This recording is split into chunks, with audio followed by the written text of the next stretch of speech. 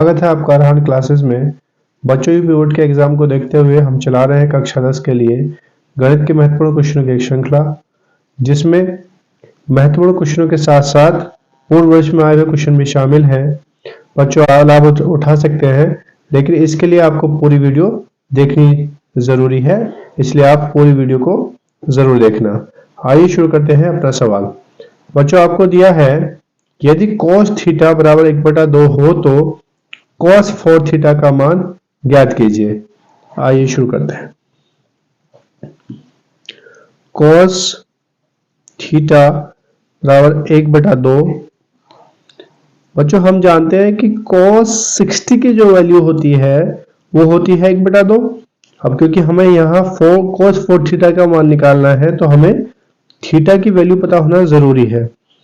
तो cos theta बराबर यानी cos 60 की वैल्यू यानी cos 60 की वैल्यू होती है 1/2, तो यह हो जाएगा हमारा cos 60 और यहाँ दोनों का कंपैरिजन करेंगे तो आ जाएगा थीटा बराबर 60, यानी हमारा जो कोण है वो 60 आ गया।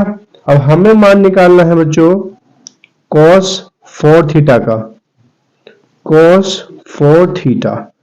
अब हमारा थीटा की वैल्यू है 60, तो हम क्या करेंगे cos 4 into 60, थीटा की जगह हम 60 रख देंगे, आ जाएगा हमारा cos 240।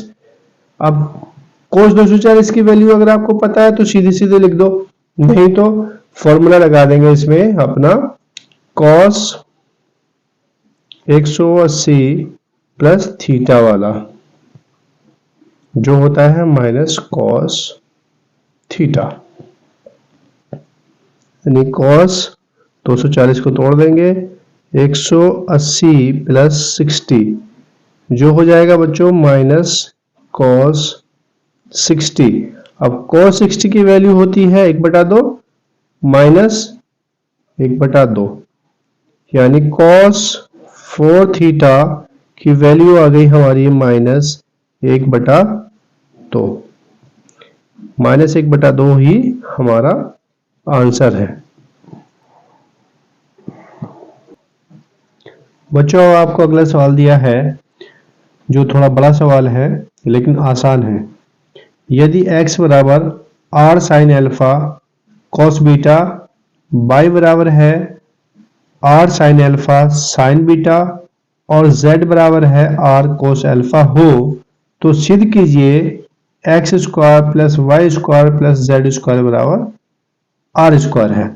यानी हमें ये सिद्ध करना है लेफ्ट हैंड साइड बराबर राइट हैंड साइड। आइए शुरू करते हैं। हम लेफ्ट हैंड साइड को ले लेंगे, यानी एल एच एस बराबर हमारा हो जाएगा ये वाला हिस्सा x square plus y square plus z square.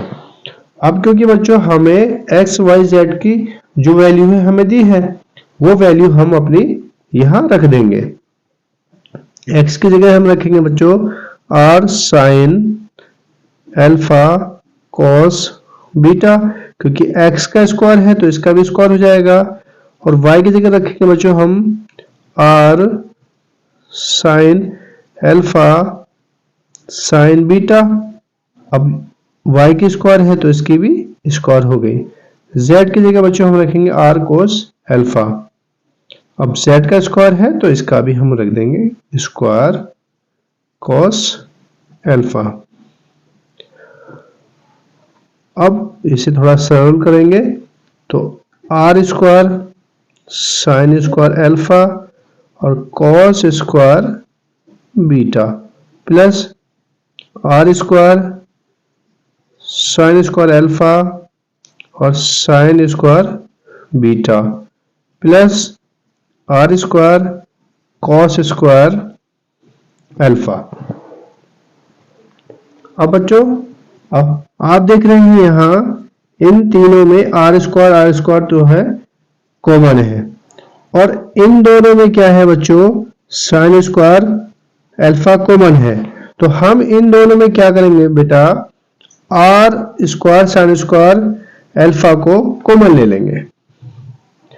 Are square sine square alpha को हमने कॉमन ले लिया, तो बच्चों यहां से बचता है कॉस स्क्वायर बीटा प्लस यहां से बचता है बच्चों साइन स्क्वायर बीटा, और ये हमारा ऐसे ही चलता रहेगा r square cos square alpha. अब बच्चों आपको यहां इसे देख के एक बात याद आ रही होगी, फॉर्मूला होता है हमारा sine square theta plus cos square theta बराबर 1। कॉस स्क्वायर थीटा को पहले लिखें या साइन स्क्वायर थीटा को बाद में लिखें, बात वही है। तो यहां क्या है, इन ये फॉर्मूला का रूप ले चुका है, तो इसकी जो वैल्यू हो जाएगी बच्चों वो हो जाएगी 1, यानी r square sine square alpha गुणा 1 plus are square cos square alpha, ये एक की गुणा इसमें हो गई, तो ये हो जाएगा r square sine square alpha plus are square और कॉस स्क्वायर अल्फा।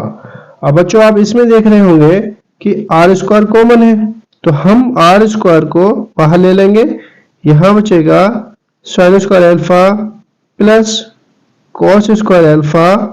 अब देखो ये भी एक फॉर्मूला बन गया हमारा, यानी sine square theta plus cos square theta बराबर होता है 1, आर स्क्वायर गुणा हो जाएगा हमारा 1 बराबर आर स्क्वायर, जो कि हमारा राइट हैंड साइड है। तो बच्चों हमारा सिद्ध हो चुका है लेफ्ट हैंड साइड बराबर राइट हैंड साइड, जो कि हमें करना था, यानी x square plus y square plus z square बराबर हो गया हमारा आर स्क्वायर। हमें बाएं पक्ष और दाएं पक्ष को बराबर दिखाना था, जो हमारा हो चुका है। बच्चों अब आगे आपको सवाल दिया है, यदि x tan 45 इंटू कॉस 60 बराबर साइन 60 इंटू कॉट 60 हो तो x का मान ज्ञात कीजिए। यहां हमें x का मान निकालना है, आओ हल करते हैं। हमें दिया है x tan 45 इंटू कॉस 60 बराबर साइन 60 इंटू कॉट 60। अब यहां मान रख देंगे हम x, tan 45 का मान होता है बच्चों 1, cos 60 का मान होता है बच्चों 1/2 और sin 60 का मान होता है बच्चों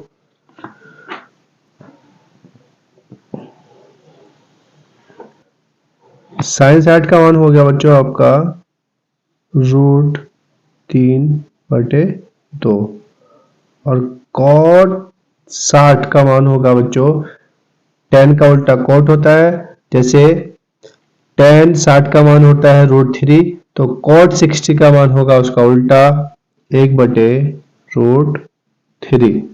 √3 से बच्चों यहाँ √3 को काट देंगे। अब यहाँ इसका गुणा हुई तो x बटे हो गया 2 बराबर, यहाँ √3 से √3 कट गया तो हमारा यहाँ आ जाएगा 1/2।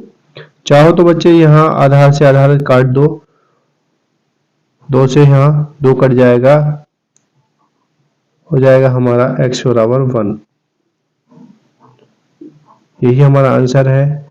इसमें क्या है बच्चों, जैसे हमने ये ऐसे आधार से आधार काट दिया, चाहो तो आप सिंपल ऐसे काट सकते हो, या बेटा इसे आप ऐसे भी काट सकते हो, x/2 बराबर 1/2, यानी x की गुणा इधर लेके हम क्रॉस मल्टीप्लाई कर दिया, ये तो x बराबर हो गया 2/2, 2 तो 1, तो x बराबर हो गया 1। इतनी लंबी गुणा नहीं करनी होती है बेटा, अब प्रैक्टिस करते हैं तो ये सब आसानी से हो जाता है, और इसी तरह हमें कम समय में ज्यादा सवालों को करना होता है। बच्चों आपको आगे सवाल दिया है, यदि मैं एक मीनार के 5 बिंदु से 200 मीटर की दूरी से उसके शिखर का उन्नयन कोण 30 डिग्री है तो मीनार की ऊंचाई ज्ञात कीजिए। तो बच्चों यहाँ दिया है आपको 5 बिंदु। 5 बिंदु का मतलब होता है कि पैर, जहां मीनार आपकी खड़ी है। अब यहाँ इसका फिगर बना लेंगे बच्चों कि यहाँ मान लीजिए हमने ये मीनार बना दी। अब ये कह रहे हैं कि एक मीनार के 5 बिंदु से 200 मीटर की दूरी पर, यानी यहां से कोई बिंदु 200 मीटर दूर है, यहां मान लीजिए 200 मीटर दूर बच्चों यहां कोई बिंदु है, इस बिंदु से मीनार के शिखर यानी उसके शिखर, मीनार के शिखर का उन्नयन कोण 30 डिग्री है। उन्नयन कोण का मतलब होता है बच्चों कि नीचे से जब हम ऊपर को देखते हैं तो जो कोण बनता है हमारी आंख और जो बिल्डिंग हो, मीनार हो या जिस भी ऑब्जेक्ट की तरफ हम देखते हैं उसके बीच जो कोण बनता है वो उन्नयन कोण होता है। जैसे इन्होंने बोला 30 डिग्री है तो ये जो कोण बना बच्चों ये हमारा 30 डिग्री आ गया। अब क्योंकि इसकी और इस बिंदु की दूरी बच्चों इन्होंने दी है पहले से ही 200 मीटर। हमें क्या करना है, हमें ये निकालना है, यानी मीनार की ऊंचाई निकालनी है। यहां हम बिंदु मान लेंगे अपनी तरफ से ए बी सी, क्योंकि हमारा त्रिभुज बना। यहां हमारी जो है मीनार की ऊंचाई हो गई बी सी, आधार हो गया हमारा ए सी और ये कर्ण हो गया हमारा ए बी। बच्चों मान लेंगे यहां हम, माना मीनार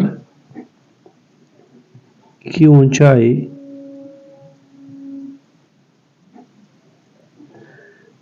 बराबर जो है BC, यानी BC है यहाँ BC मीटर, क्योंकि यहाँ अब मीनार के आधार बिंदु से जो दूरी है AC, जहां से हमारा उन्नयन कोण बनता है वो है दूरी हमारी AC, जो हमें इन्होंने दी है हमें पहले से ही 200 मीटर।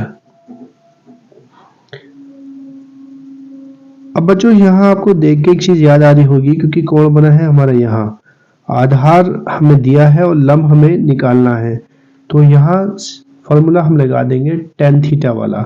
tan थीटा बराबर होता है कि लंब बटे आधार, तो यही लगा देंगे हम बच्चों कि मीनार के आधार से बिंदु की दूरी AC 200 मीटर। अब यहाँ लेंगे हम tan वाला फॉर्मूला। tan थीटा होता है हमारा लंब बटे आधार, तो अब क्योंकि यहाँ हमें थीटा की जगह यानी कोण हमारा दिया है 30, tan 30 बराबर हो जाएगा लंब BC आधार AC लंब बटे आधार BC, ये है 200।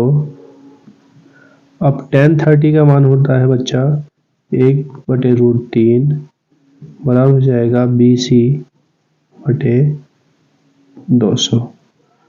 अब क्रॉस मल्टीप्लाई करेंगे तो √3 BC बराबर हो गया 200 और BC बराबर हो जाएगा 200 बटे √3।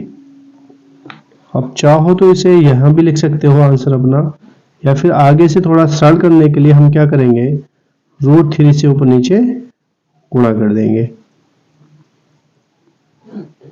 तो क्या हो जाएगा बच्चों, हमारा हो जाएगा कि 200 √3/3। वैसे इसे करने की जरूरत नहीं है, आप अपने आंसर को यहां भी जो है क्लियर कर सकते हो। मीनार की ऊंचाई